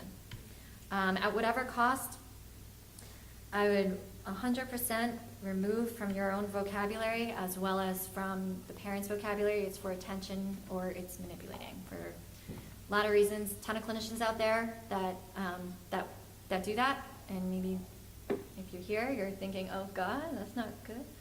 As soon as a parent or anybody, whether it's parents and kids, spouses, friends, daughters, siblings, as soon as you think someone's doing something for attention, you're damaging the relationship, 100%. And I'm not saying that it means that nothing is ever done for attention. Sometimes it is, but why is that is that really an awful thing that we need it? I don't think there's anyone in this room that doesn't. We all do. But when kids or anyone, if they're not getting it, do they learn other ways? Yes. Is that good? No. We want to help them learn better ways.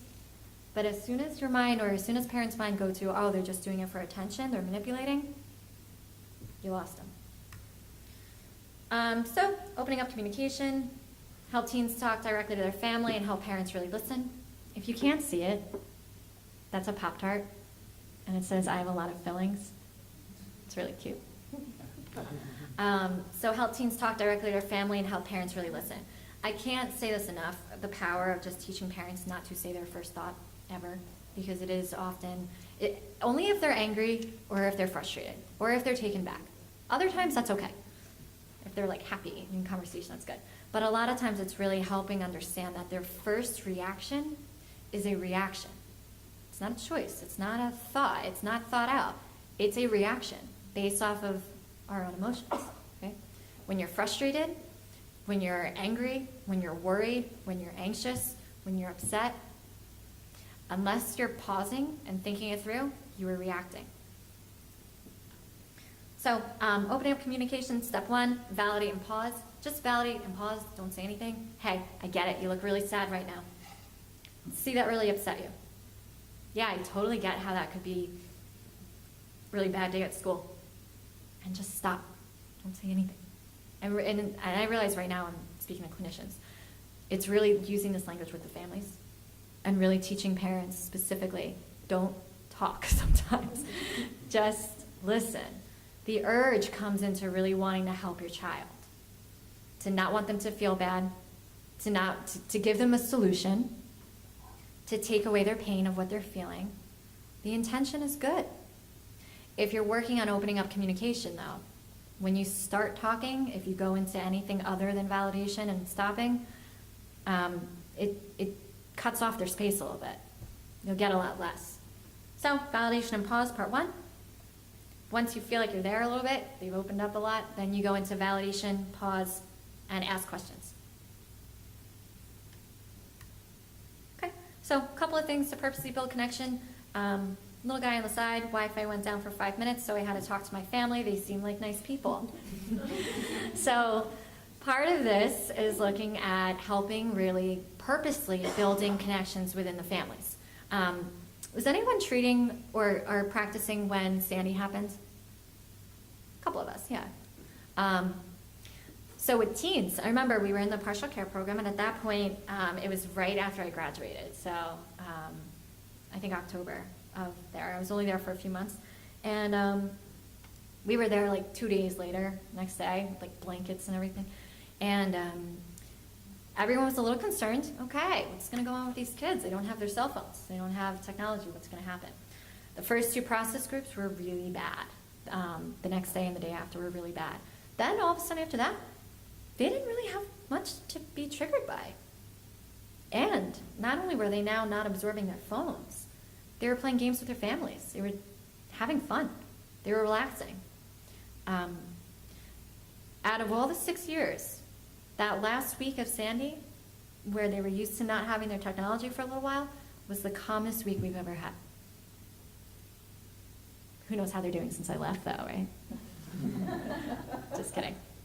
So, purposely building connection, you want to do this on purpose. So purposely unplug and really teaching parents when they're with their kids, it's not just physically being there, it's really being present. Listen to them. Sit there, put your phone down, put it away even. I like the idea of a little basket, everyone puts their phones in. But really like being present with your kids, not just physically being there, listening, being present, not thinking about all the other things that they have to do. I love Roses and Thorns, especially for opening up communication. The idea of just talking more to your parents doesn't really feel great. Doesn't feel good for parents either. They don't really know what to do. So idea of Roses and Thorns. Rose, tell me something good from the day. Thorn, tell me something that didn't feel so good for the day. Highly encourage, if there is no thorn, do not have them go looking for one. That's okay. They don't need a thorn. But they do need a rose, especially if they're sad. So when kids are sad, tell me a rose. Nothing. Had an awful day at school. Everybody hates me. I got nothing. Well, tell me something you're grateful for. Tell me something you can appreciate from the day. How can we change that by the rest of the night? When kids are really sad, adults too, everything becomes very focused on what they're sad about and what is in their minds and what they're thinking about, right? So you need to make all the other stuff visible. If something's really bad, everything goes to that, right? It's natural, that's the mind. What's not natural is making all the other stuff visible, right? So Roses and Thorns will do that. Build in purposeful quality time. I think it's great, 1 day a month with each kid. I realize busy schedule, it's not always possible. A lot of times it is, and they love it. They really love it. Having one kid with parent, one time, it doesn't have to be a month. I mean, that's a lot, depending on how many kids there are, that's a lot. But having something special with each individual kid is really, really important. A board game that they really like, and also things that they like. A lot of teens, especially teens today, they don't like what their parents like. They don't want to play basketball. They don't want to watch Friends, which I don't get why they should all watch Friends. They don't want to do those things, you know? They want to play Fortnite. How many of you guys are going nuts over Fortnite? How many of you guys are playing Fortnite yourselves? I see maybe one hand, maybe two hands. But I have a lot of parents that will come in and they're freaking out about Fortnite. You're like, hey, do you know what it is? Why does your kid like it so much? I got no idea, it's ridiculous. Go play it with them. Find out about it, learn about it. Enter into their lives a little bit. So do things with kids that they like and be involved, talk to them. Goal is to move away from parents asking the therapist how their child is doing and more you're building connections so parents are more in tune with their kids. They don't need to ask the therapist anymore. That's the goal. The long-term goal is not for our teens to be in therapy, not for the families to be in therapy. It's great when things are going well, right? But not to always feel like they need to stay there. That they have the tools, they can work on it themselves, and they're able to really learn how to talk to each other. Just a side note, a lot of times as therapists, we're trained to really ask, like, hey, what would you like to see change? Tell me the miracle question, right? Who can tell me the miracle question?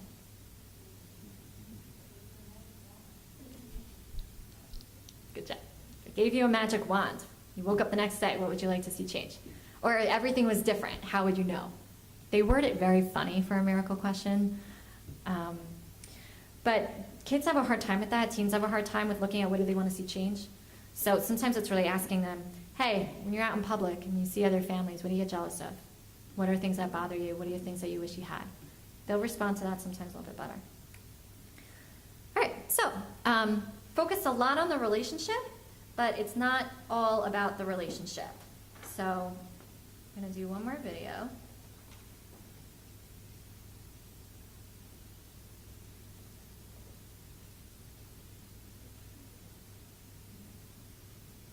Okay.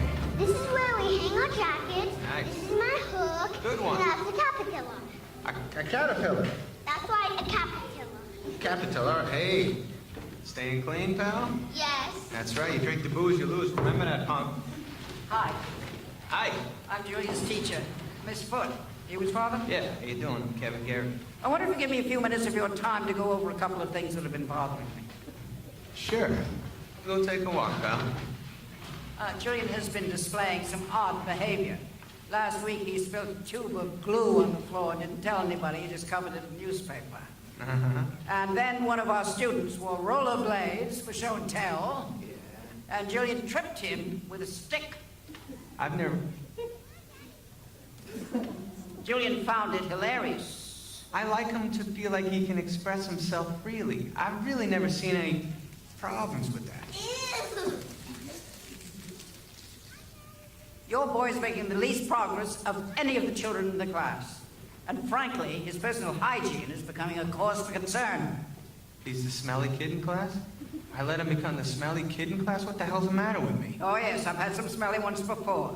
But your son is by far the smelliest. All right, I got you, ma'am. Take it easy. What do you think I should do? Well, you might start by paying more attention to his schoolwork. Okay. The class is giving a presentation of the Founding Fathers in 2 weeks, and Julian has drawn the part of Benjamin Franklin, a very important role. You should do what you can to help him. All right. I will turn this all around. That's a promise. Thank you very much. Hey, Stinky, let's get going. You got us in trouble. All right, so it's not all about the relationship, right? That's a huge part of it.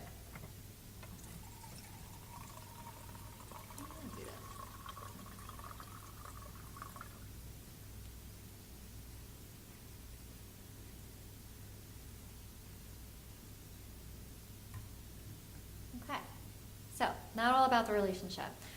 We spent a lot of time focusing on opening up the connections with kids, and that's, of course, the main component of this presentation and a lot of what this focused on. Your other half is behaviorism, right? So we think back to society's message early in the presentation, and part of a lot of what's happening, not only do parents need to, not only do we need to help the connections within the families and connections with communication, but we need to help kids learn how to cope and how to mess up and how to make mistakes and how to learn from that and how to be exposed to risk.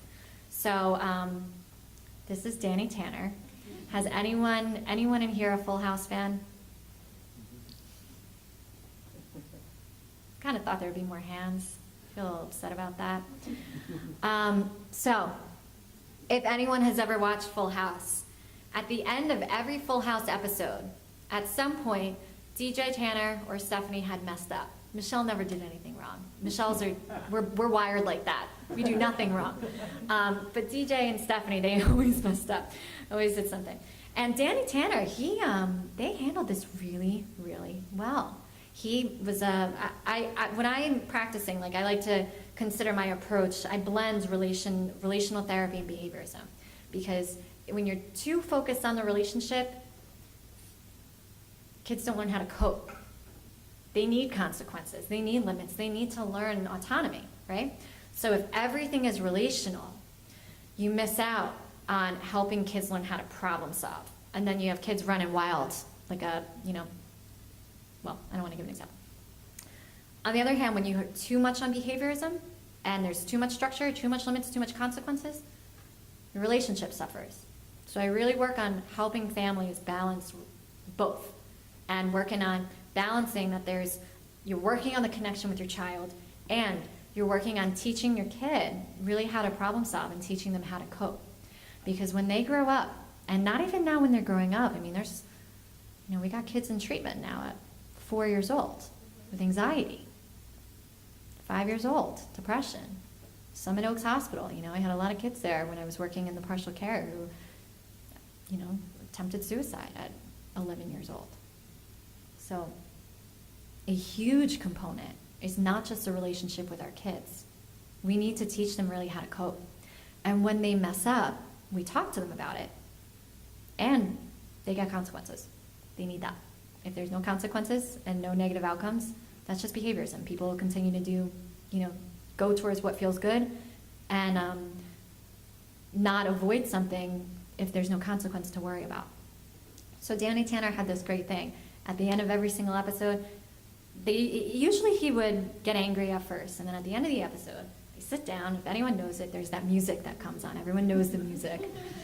That music comes on, and we're all like, oh, here's the top. And he would sit down, go over what happened, and he usually would say, Steph, DJ, I totally understand how you feel.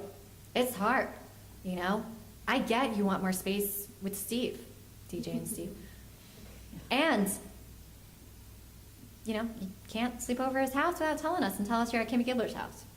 So he did a really good job, actually, of focusing on what happened, and there were always consequences. They got in trouble, and they knew they were going to get in trouble, which is important. So we have to help parents help their kids problem solve, not solve their problems. People with the best of intentions want to protect and shield their child. This generates anxiety. When they don't know it, it runs wild. Incredibly, incredibly important. Kids need to fall down. They need to be able to get up. They need to know that they're going to be okay. They need to be exposed to things. When I used to run the parent group, I was running that group when 13 Reasons Why came out. How many of you guys experienced same kind of timing? 13 Reasons Why came out, and all parents were like, oh my God, what do I do? Do I let my kid watch this? Or there is no way in hell I'm letting my kid watch this. And they did everything they could to say, you're not allowed to watch this. Rightfully so, depending on their age. Incredibly, incredibly visual scenes in that season. A lot of good came from it, a lot of not good, right? So pros and cons. But when they came into the parent group, they were like, I want to bubble wrap. Sorry, that doesn't come off very nice. But I don't want my kid to see this. So I'm going to do everything I can so they don't see it at home. What happens when they go to school? And they're all sitting around at the lockers watching it because they're streaming Netflix on their cell phone. or they're at the cafeteria and they're watching it. Now you got a problem, because now you got kids who come home and they don't want to tell you that they saw it, and they're having a hard time with it. That's not good. The goal is not to prevent our kids from being exposed to things that are not good for them. We want to limit things when they're younger, yes, absolutely. So I'm not, going too far into, blanket statements overall.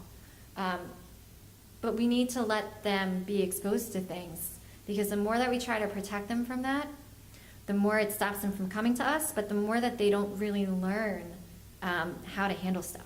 13 Reasons Why is a little bit of an extreme example. I'll just use that as an example. But if they go to school and they forgot their laptop, and if they don't have that laptop, they're going to fail that assignment. They fail that assignment. They're going to come home. They're going to remember to bring their laptop. If you drive over there and give them their laptop, what does that teach them? So, a huge part of why kids are so anxious right now really is that when they're faced with discomfort, and they're faced with negative circumstances, society has done a mistake. We've kind of taught them that as soon as there's conflict, they're being bullied. There's a problem. There's a lot of real bullying out there, don't get me wrong. But part of what's happening now is as soon as there's conflict, kids are going to, I'm getting bullied, and then freaking out. Versus, wait a second, that person was just mean to me. That translates very differently, right? You're in a situation, you think, oh my God, I'm being bullied. Versus, wait, that kid was just mean to me. He's kind of a jerk. Two very, very different situations, right? So good intentions, but now we need to really help parents be okay with letting their kids mess up. Be okay with letting their kids experience the natural consequences. Being okay with going to the playground and seeing what happens. They're gonna fall, they'll be okay. Sometimes things happen, I'm not saying overall, right? But they'll be okay. So, I don't have it on here. Well, I'm not gonna play it because we don't have time. We're gonna wrap up really, really, really soon. But they're surprisingly convenient timing. This morning, every morning I sit and have coffee with Toby, dog, right, sitting directly on top of me. And we watched the Today Show. And this morning on the Today Show, they talked about playgrounds. And they said that now, I don't know, has anyone heard of this, risky playgrounds? Anyone heard of it? Yeah. Okay, so you have. Awesome. What do you think of it? I think it's a great idea. So Risky Playground started in the UK, and now they're coming over to America. And what it is, it's a gated playground. Parents are literally not allowed in. They can watch, but they're not allowed in. And they're playing with like hardware and tools and hammers and even saws. Literally, even saws. And there's ages. I think the lowest age is 6 or 8. But the idea is you're giving kids autonomy. And that a lot of research really shows that when kids are hovered over, or that's really the term that they use, not my term, but that's what they use, when they're hovered over, hence the term helicopter parents, that they're not developing social skills, they're not developing emotion regulation skills. So these playgrounds are really there actually, specifically, so that kids can learn how to play. Go back to being kids and just learning how to play. There are adults there, the adults work there, and they're there specifically to make sure that no one gets hurt with a hammer. But it's kind of cool though. So, I'm gonna skip over that.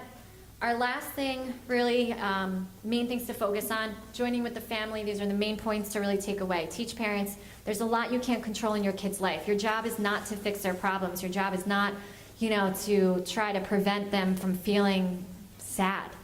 We don't want to teach our kids that it's bad to feel sad. We don't want to teach them that it's bad to feel anxious. Well, anxious isn't great, but we don't want to teach them that it's bad to feel sad. Because what's happening is that sadness is a part of life. And now we have kids who feel sad and they don't know what to do with it. So there's a lot you can't control in your kid's life, but you can control the relationship with your kid. Parents, going back to old school therapy, right? Old school therapy is instilling hope and really helping our families and our kids believe that things can change and things can get better. So you can control the relationship with your child. That can change. Be present. Kids will do what you do, so that's a huge thing. If you want your kids to stop yelling at you, learn behaviors, right? One of the most important things, and I know we're just about to wrap up though, is that for us, as well as for parents, your child is doing the best that they can. Parents are doing the best that they can too. It's a really, like to think that as therapists, you're not judging your clients, right? This is incredibly important because there's a natural thing that happens sometimes when you're seeing things, or people who you're telling them like, hey, here's something that can help, and then they're coming in week after week after week, and the same sort of thing is happening. And it's reminding ourselves, parents are doing the absolute best that they can. It's there for a reason, right? They need help to understand it and to work on their own emotions, their own anxieties about doing something differently. Most of the time with any sort of, component like that, it's fear. So helping parents be more, aware of what their fears are. Last thing, hang in there, get their own support, and take care of themselves. It is just as important for our adults now of our parents to get the support that they need, right? When you go on an airplane, they tell you, before you help your child, help yourself. Same thing. We need to teach our parents that, okay? I'm gonna close. I saw a guy today at Starbucks. He had no smartphone, tablet, or laptop. He just sat there drinking his coffee like a psychopath. So, it's funny, right? So, any questions? I totally have a question. Earlier on in your workshop, we were talking about how blockchain generation, and it's all about Generation Z, and how they're going to figure out a way around the parental controls because they know more than you. Yes. I totally believe that. I totally get that because I am technology challenged. I'm getting a lot better, but as a technology challenged person, and as someone a little bit older now, I don't even know if you would possibly have an answer for this, but how do they know more than us? Like, it seems innate in them, but is there a way that adults can learn as much as they do, or figure out how they figure out stuff? No. Literally, probably not. They know more than we do because there's millions of them talking to each other. All of us are talking to each other who don't know what to do. So there's a lot more of them. Do I think it's possible? Yes. But I mean, as soon as something comes up, there is the next thing that's up. There's a way to get around it. I think Apple now and Google, they're coming out with newer restrictions, which is great. But it still doesn't solve the problem. You can restrict them on their phone. What's going to happen when they go to their friend's house? That's why more than anything, it's really focusing on your connection with your child. Because no matter what, all this other shit's going to happen. You have to be able to connect with your child.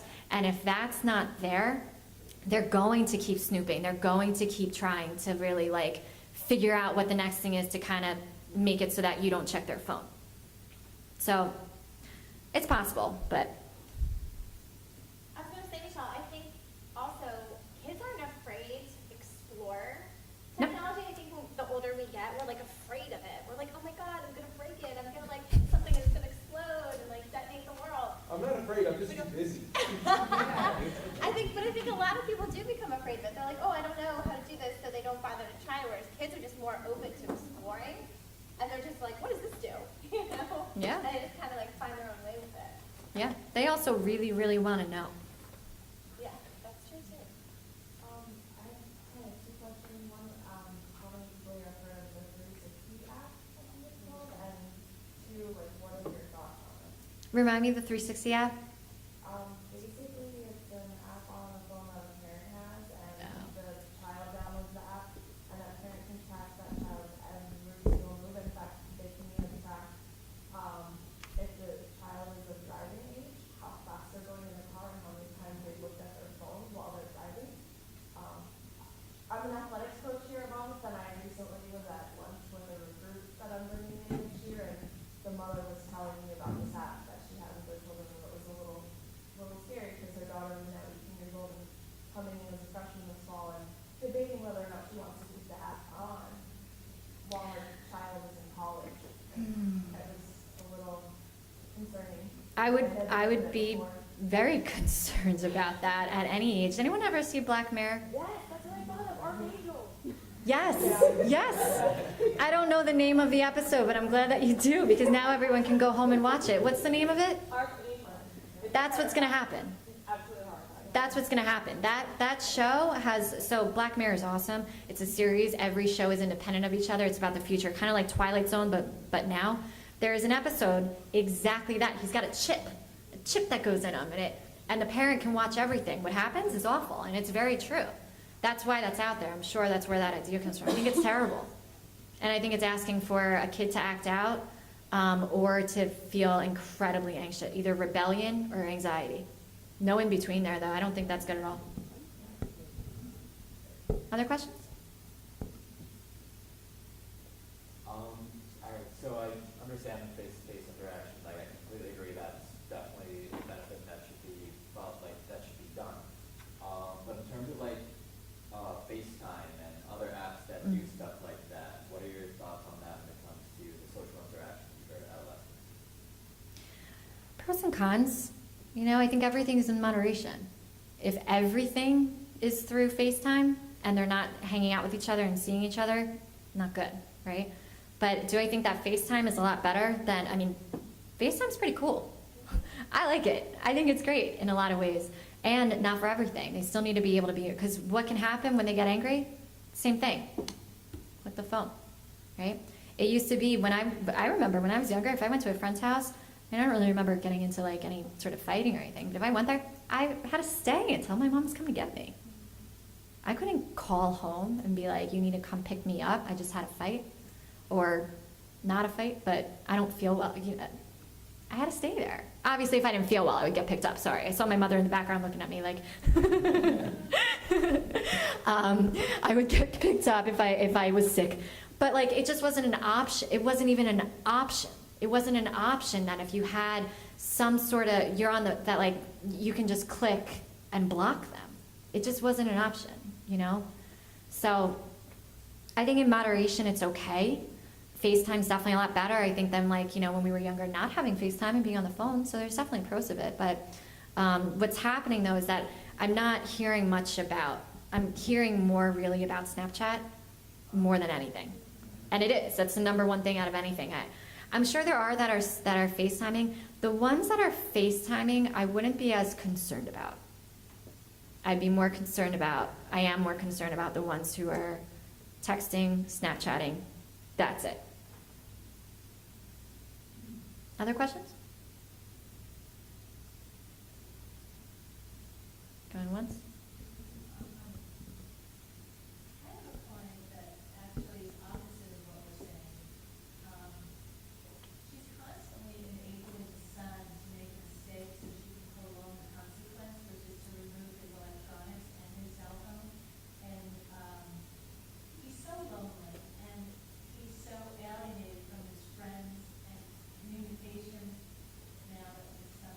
Yeah. And his friends don't like him because I'm sure he's now calling them that they're not cool. Never included in the games that they play online and everything. And I need your, welcome your suggestions as to, I mean, the kids always punish. I just feel like I do the whole thing. So what you're missing there, there's a lot of behaviorism. Always going with relationship and behaviorism. Even when there's behavior, kids need behaviorism. They need consequences, they need things like that. But part of it though is that if there's too many, if you keep getting in trouble and getting in trouble and getting in trouble, eventually you're just gonna constantly be in trouble. So why are you gonna make any changes? Exactly. Yeah.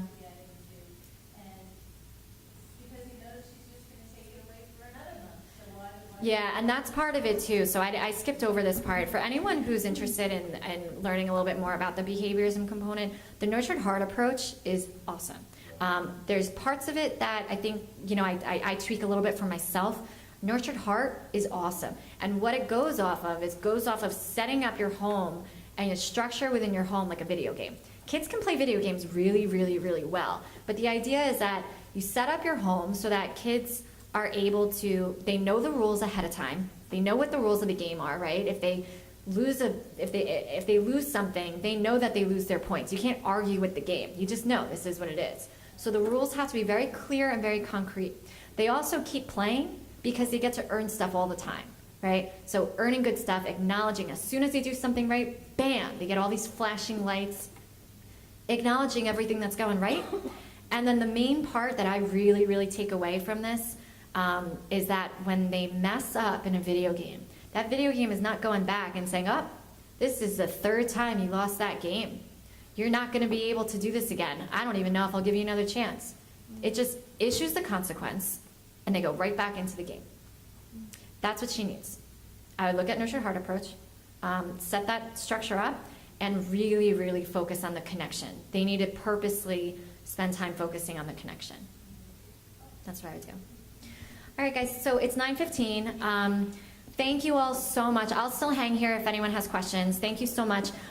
So again, our practice, myself and my fiance John, we're in Somerville, New Jersey. Please follow us on Facebook, Instagram, as well as the social media sort of generation. We're in that too. So we post a lot of cool stuff, a lot of updates. BluePointRentalHealth.com. There's my contact information. If anyone has questions or anything, you're welcome to. Yes, and my stuff is back there on the table. So take anything that you like back there. Feel free to reach out if you have any questions. I hope you all DVR'd Jersey Shore Family Vacation. And thank you very much. It was great to be here. Thanks.